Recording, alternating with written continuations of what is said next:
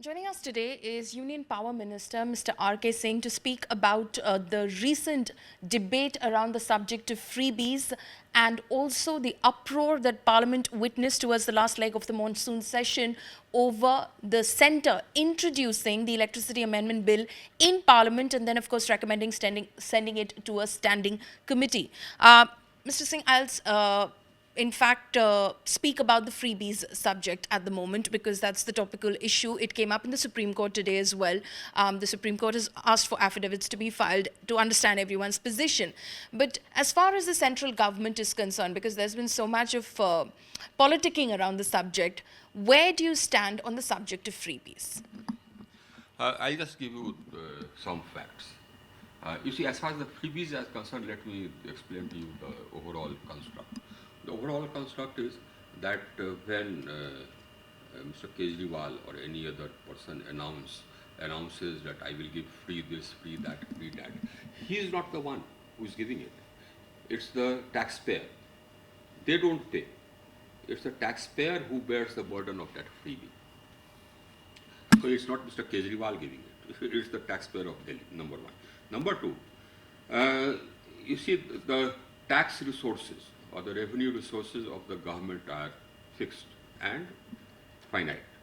So for example, let us say that Delhi government gets 1,000 crores as tax, non-tax revenues. Now that's the money which he can spend. Now there's a choice. Either he can spend it on, by giving, the freebies to different people. Okay, I'll give free this, free that, free that. Now, and he can spend the entire 1,000 crores on giving free money to other people. Now, distributing free goods to people. That does not leave any money for investments for the future. So then, if he distributes all this money, there will be no money left for construction of roads.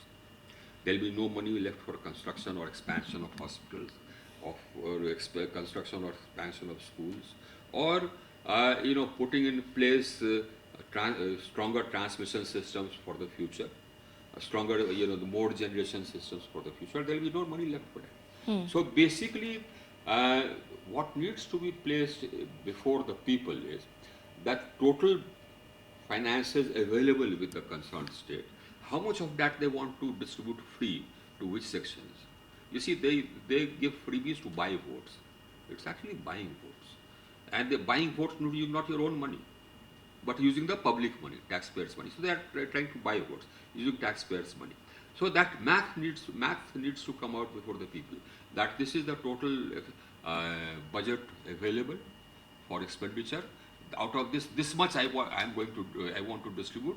This much I will keep for construction of roads, canals, transmission system, building for the future, more schools, more hospitals, bigger hospitals. So then the people can choose. That is the basic question. These people don't do that.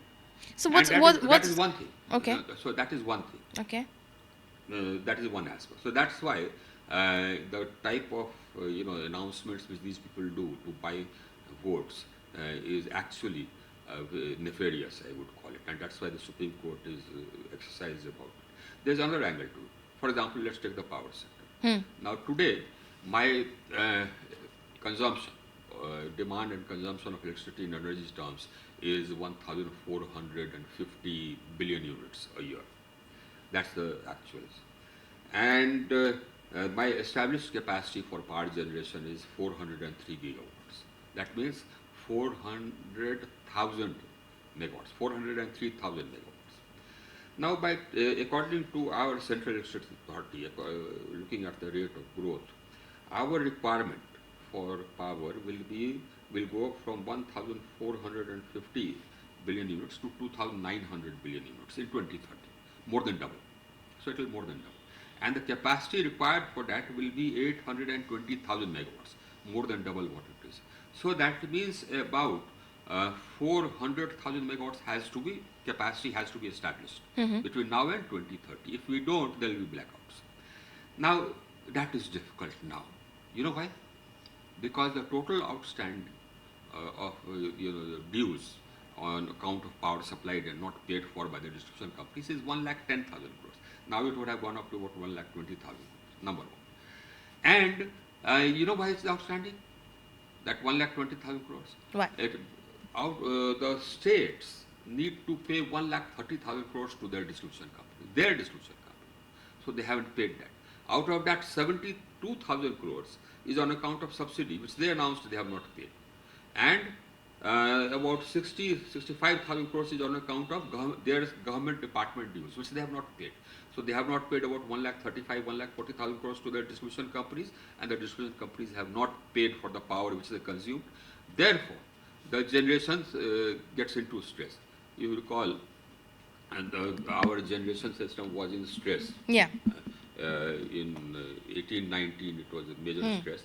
In fact, a number of companies went bankrupt. The financial system lost about more than 10,000 crores. This was the reason, because the power dues were not paid. And so, as a result of this power dues not being paid, there is no investment which is forthcoming. Right now, I have capacity under construction about 28,000 crores. There are 28,000 megawatts of thermal. Not one is private. Not one. Because no bank or financial institution is willing to lend. And I don't blame them. Because if they lend to construct a power plant and the power doesn't get paid for, their loan will go bad again.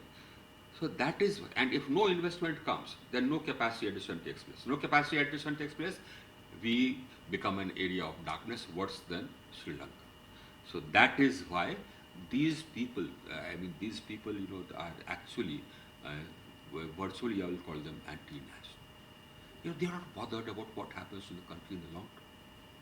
They only want to, sort of use the taxpayers' money to buy votes and get into power.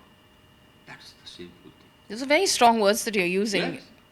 And I'm using them very responsibly. I told you, I need to add 400,000 megawatts by 2030.